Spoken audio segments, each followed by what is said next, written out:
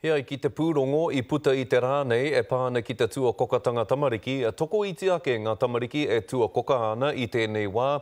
Engari ko ngā tamariki Māori tonu te nuinga e rongo ana I te whiu a te tua kokatanga. Arā ko rātou te hunga e noho ana ki ro whare api, e noho ana no hoki ki roto I te rawa koretanga.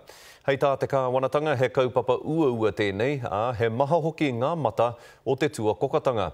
Engari hei tā te hunga whakahe e ngoi kore ana tō tātou kāwanatanga ki te whakatau I tēnei raru nui. He toko maha tonu ngā tamariki e noho ana I raro I te pōharatanga.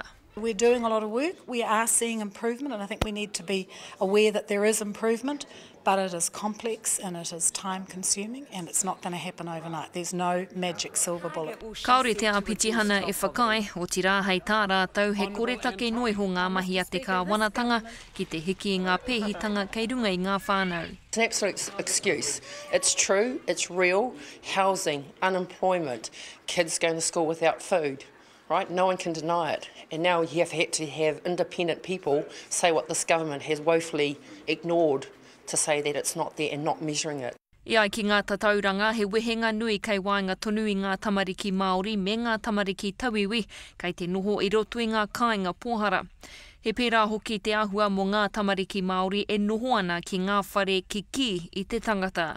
Kei te kaha tonu te minita hau mo whānau ora te kōkiri I te kaupapa, engari mā te aro tahianga minita katoa e whai hua ai ngā whānau. Ki te kore te kāhui minita e mōhio ki pēhe te āhuatanga o te whānora, a ka kore rātou e tuku pūtea mai ki te āwhina, ki te tautoki te uarai o te e whai haere tia nei e te whānora. Hei tāna me whānui me hohonu ake te mahi a ngā tari kāwanatanga. Ko tāku ki ngā minita katoa me titiro ki te whānau, kaua ki te tamaiti tōna kotai. Hei te mea ka pāi ki tētahi, ko pā ki te whānau, ne, te rā āhuatanga. No ira hea te oranga ake, ko te titiro ki te huarahi hei whakapakari I ngā whānau. Ia kia he kia parata, ko te mātauranga te huarahi tika. Ko te painga mo te wāroa, ka taia ngā tāngata katoa te whiwhi mahi, kia taia e rātou te hanga he huarahi mo tō rātou whānau. He raru e mōhio tia whānui tia, he mōhio hoki he aha ngā whakautu. Engari mā te wāpea e ki te ai mena kei te tika te ara, e whai ana. Irina Smith, Te Karere.